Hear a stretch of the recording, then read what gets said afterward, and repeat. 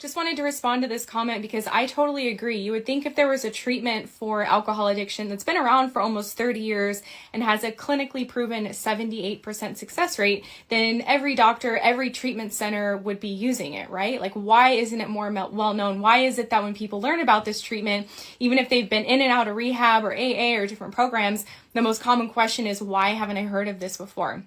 And after being in this field for about 5 years, I have some thoughts on that. One of them is that, it just takes a while to turn around our treatment system that's been around for the better part of 100 years with, the 12-step Minnesota model abstinence-only based treatment. And not to knock that, it works for some people. I have people in my own family who got sober that way, but it doesn't work for everybody. So it's going to take some time to change the treatment system because the Sinclair Method and naltrexone are a completely different treatment protocol because you actually start the treatment while you're still drinking, and it works to de-addict your brain from the addiction.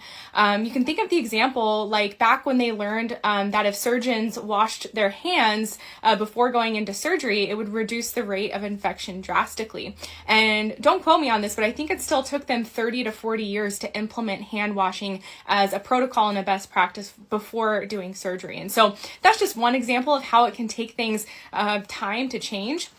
And something that's important to remember too is that, most of the treatment systems that are out there today, as I mentioned, they're abstinence based. And so when a treatment protocol allows someone to continue drinking as they start on the treatment, it's really not going to work well in their facilities where they do require complete abstinence. So I wanted to just quickly show you a couple of references to show you the success rate of the method. So I know it's hard to read, but this is pulled from the book, The Cure for Alcoholism, where it dives into all of the science behind the Sinclair Method. So it says the Finnish clinics using the Sinclair Method have found that it is effective in 78% of the patients. Clinics using it in Florida report 85%. And the first results from the CORD, which is a non-governmental organization using the Sinclair Method in India, indicate a 78% success rate. And by the way, the scientific studies are all referenced in the back of this book.